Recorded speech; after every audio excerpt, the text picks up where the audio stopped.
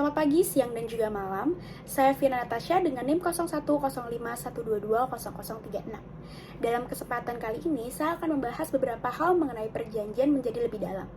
Yang pertama, saya akan menjelaskan pengertian perjanjian menurut pasal 1313 KUH Perdata, ialah sebuah perbuatan di mana satu orang atau lebih mengingatkan dirinya kepada satu orang lain atau lebih. Namun, para sarjana hukum menyempurnakan kalimat tersebut menjadi saling mengikatkan. Kemudian dalam membuat perjanjian, tentunya terdapat syarat yang harus dipenuhi agar perjanjian tersebut menjadi sah menurut undang-undang yang tertulis di dalam pasal 1320 KUH Perdata, yaitu ada kesepakatan para pihak. Hal ini dapat diartikan ada persesuaian kehendak yang bebas antara para pihak tanpa adanya kehilafan, paksaan, dan penipuan. Kemudian yang kedua, kecakapan para pihak. Dalam membuat sebuah perjanjian, para pihak harus dianggap cakap menurut KUH Perdata. Dalam 1330 disebutkan orang yang tidak cakap dalam KUH Perdata itu anak yang belum dewasa, ya belum genap 21 tahun dan belum menikah sebelumnya, orang yang ditaruh dalam pengampuan karena dungu, gila, atau gelap mata, atau seseorang yang kadang cakap menggunakan pikirannya, atau mereka yang dalam pengampuan karena keborosan. Hal ini tertulis dalam pasal 330 KUH Perdata. Kemudian perempuan yang telah kawin dalam hal tertentu ditentukan dalam undang-undang apabila hal yang diperjanjikan merupakan harta bersama dengan suami. Kemudian, syarat ketiga mengenai suatu hal tertentu, perjanjian dibuat karena adanya suatu pokok yang harus diperjanjikan. Apabila objek yang diperjanjikan adalah suatu barang, maka barang tersebut ialah barang yang dapat diperdagangkan. Hal ini ditulis dalam pasal 1332 KUH Perdata. Kemudian sebab yang halal.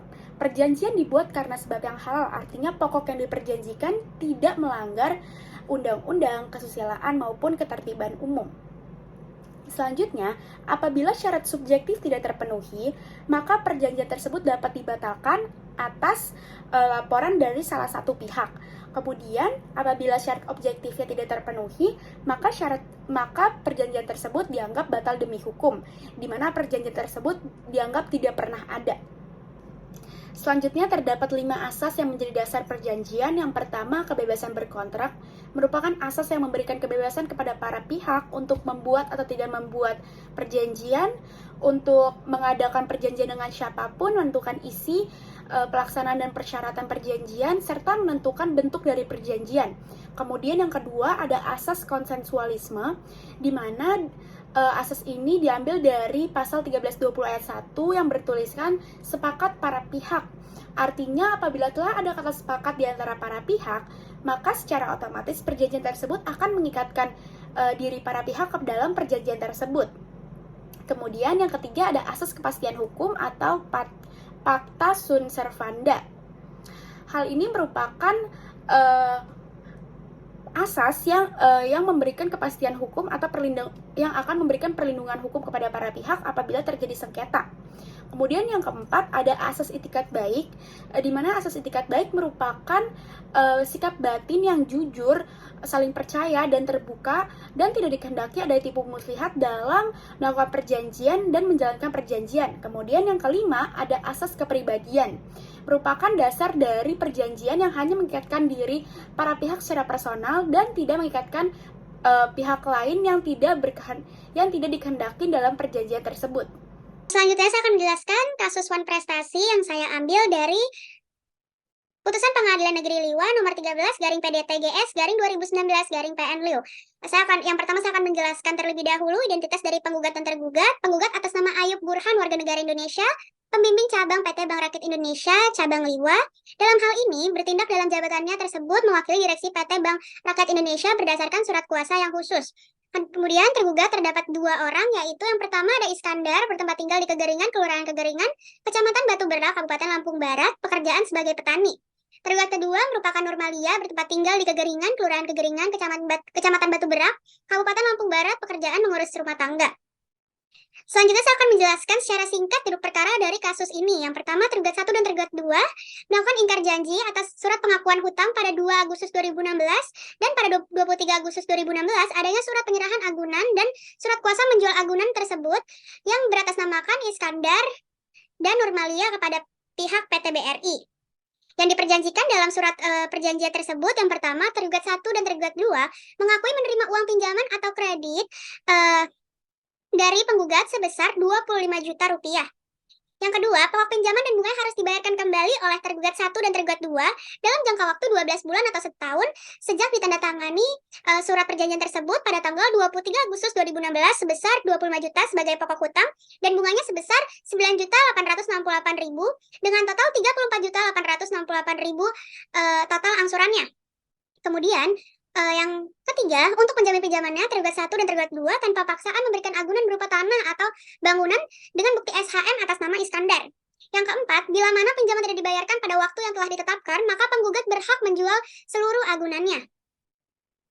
Selanjutnya, perkara yang ketiga, hal yang telah dilanggar oleh tergugat ialah tergugat 1 dan tergugat 2 tidak memenuhi kewajiban, uang prestasi, atau ingkar janji karena tidak melaksanakan ketentuan yang tertulis di dalam surat pengakuan hutang yang ditandatangani tertanggal pada 23 Agustus 2016 berbarengan dengan penyerahan surat kuasa penjualan agunannya. Kemudian, bahwa dengan macetnya kredit tergugat tersebut, penggugat telah melakukan penagihan kepada tergugat 1 secara rutin, baik dengan cara datang ke tempat domisili tergugat 1 dan 2, atau dengan memberikan surat penagihan atau peringatan kepada tergugat. Selama adanya macet kredit ini, pihak penggugat sangat dirugikan karena pihak penggugat tidak dapat melakukan usahanya lancar seperti dahulu. Jadi penggugat tidak bisa meminjamkan uang yang seharusnya bisa diputar untuk meminjamkan masyarakat lainnya. Kemudian penggugat juga harus membayar bunga atas uang simpanan masyarakat yang telah dipinjamkan kepada tergugat 1 dan tergugat 2. Ringkasan amar putusan, yaitu mengabulkan gugatan penggugat untuk sebagian, menyatakan tergugat 1 dan tergugat 2 telah melakukan prestasi, menghukum tergugat 1 dan tergugat 2 untuk membayar lunas seketika tanpa syarat seluruh pinjaman atau kreditnya, yaitu yang disertakan oleh pokok dan juga bunga kepada penggugat sebesar Rp34.877.427.000. Menghukum tergugat 1 dan 2 membayar biaya perkara yang sampai hari ini ditetapkan sejumlah Rp1.576.000, menolak gugatan penggugat untuk selebihnya. Sekian dari kasus uang prestasi pada kali ini. Akan dilanjutkan dengan materi lainnya. Selanjutnya saya akan menjelaskan jenis-jenis perjanjian yang diatur di dalam KUH Perdata. Yang pertama, terdapat perjanjian jual beli, di mana perjanjian antara penjual dan pembeli, yaitu penjual mengikatkan dirinya untuk memberikan hak kepemilikannya kepada pembeli dan pembeli mengikatkan dirinya untuk membayar harga barang tersebut. Kemudian ada perjanjian tukar-menukar, suatu persetujuan di mana kedua belah pihak telah setuju untuk saling memberikan barang secara timbal balik sebagai suatu ganti harga barang tersebut.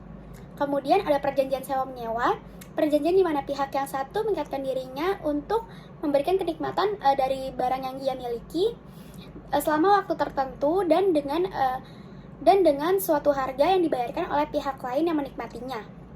Kemudian ada perjanjian untuk melakukan pekerjaan. Perjanjian di mana pihak satu yaitu buruh atau pekerja mengikatkan dirinya untuk di bawah perintah pihak lain, yaitu si majikan, untuk suatu waktu melakukan sebuah pekerjaan dengan bayaran upah. Kemudian ada perjanjian penitipan barang, perjanjian pinjam pakai, perjanjian untung-untungan, perjanjian pinjam-meminjam, dan masih banyak perjanjian lainnya. Kemudian terdapat juga perjanjian yang tidak diatur di dalam KUH Perdata. Ada perjanjian waralaba. Perjanjian waralaba merupakan perjanjian yang terjadi antara pemberi waralaba dan penerima waralaba dengan pokok perjanjian ialah sebuah sistem bisnis yang memiliki ciri khas. Kemudian ada perjanjian sewa-beli, merupakan perjanjian jual-beli yang memiliki ciri khas dalam pembayarannya, yaitu secara bertahap atau angsuran, dengan harga barang yang telah disepakati.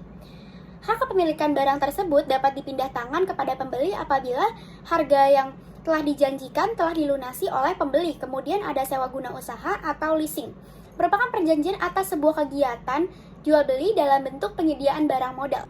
Selanjutnya, saya akan menjelaskan secara lebih mendalam lagi mengenai salah satu perjanjian yang diatur di luar KUH Perdata, yaitu perjanjian waralaba.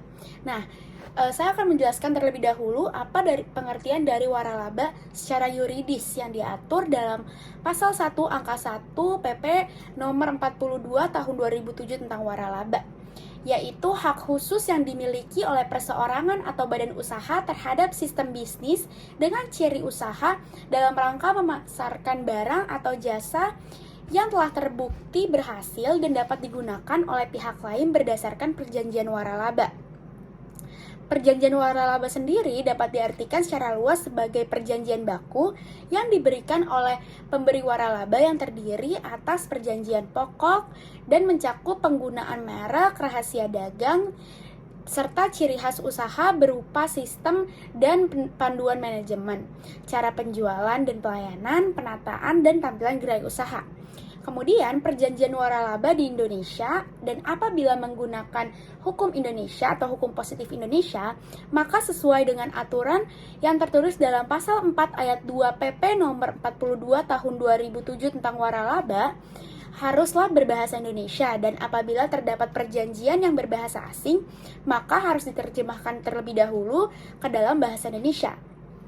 Kemudian, pihak atau subjek yang terdapat dalam perjanjian waralaba itu terdapat dua subjek, yaitu pemberi waralaba atau franchisor, merupakan perorangan atau badan usaha yang memberikan lisensi berupa paten, merek dagang, merek jasa, dan memberikan haknya untuk memanfaatkan atau menggunakan waralaba tersebut kepada penerima waralaba.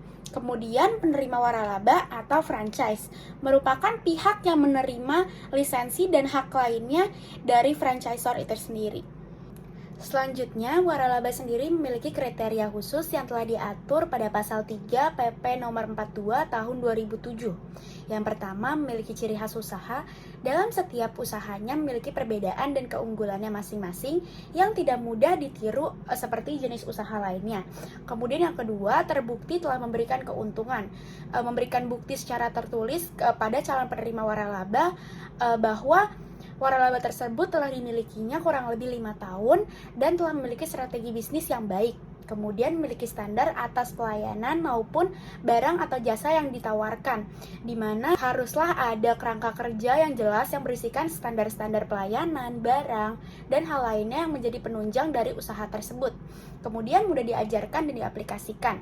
Usaha yang ditawarkan kepada penerima waralaba mudah dipahami dan diaplikasikan sehingga penerima waralaba menjadi lebih efisien dalam menjalankan usaha waralaba itu sendiri.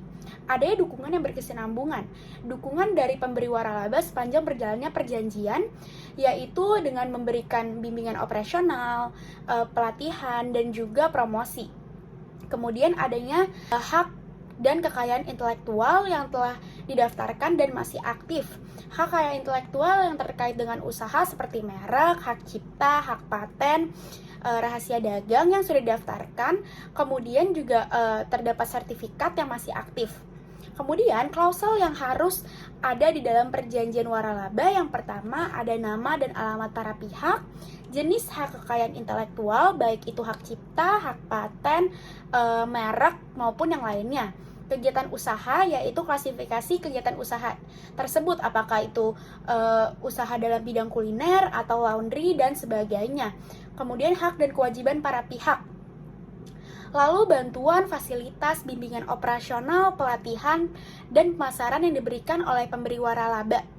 Kemudian wilayah usaha, jadi di mana usaha tersebut harus didirikan. Kemudian apakah para pihak setuju dengan wilayah yang ditentukan oleh pemberi waralaba atau saran dari pemberi waralaba, ataupun berdasarkan keinginan dari penerima waralaba itu sendiri. Jangka waktu perjanjian, kemudian ada tata cara pembayaran imbalan, yaitu bisa menggunakan royalti. Royalti itu harus dibayarkan sepanjang perjanjian itu berlangsung. Misalkan berapa, 10%, 20%, atau 30%. Kemudian ada franchise fee. Franchise fee itu biasanya dibayarkan di awal, di mana itu seperti sistem pembelian sistem usaha. Kemudian ada kepemilikan, perubahan kepemilikan, dan hak ahli waris. Nah, itu juga diatur di dalam perjanjian. Jadi, apabila misalkan waralaba tersebut mau di-offer ke orang lain, apakah pihak lainnya harus mengetahui atau membuat perjanjian baru atau seperti apa? Caranya diatur oleh para pihak itu sendiri. Kemudian penyelesaian sengketa, apabila terjadi sengketa, wan prestasi atau lainnya, maka para pihak akan lebih baik menentukan terlebih dahulu cara-cara penyelesaiannya. Kemudian tata cara perpanjangan, pengakhiran, dan pemutusan perjanjian. Kemudian dalam sebuah perjanjian tentunya terdapat hak dan kewajiban yang harus dipenuhi. Maka dalam waralaba pun ada hak dan kewajiban yang harus dipenuhi oleh franchisor atau si franchise itu sendiri. Kewajiban dari pemberi waralaba yang pertama, pemberi waralaba berkewajiban untuk menjelaskan sejarah usaha, visi misi, prospek, manajemen usaha, dan hal pokok lainnya yang terkandung dalam usaha itu sendiri. Kemudian pemberi waralaba memberikan pembimbingan dalam bentuk pelatihan, bimbingan operasional, kemudian bimbingan manajemen, pemasaran, penelitian, dan pengembangan kepada penerima waralaba itu sendiri.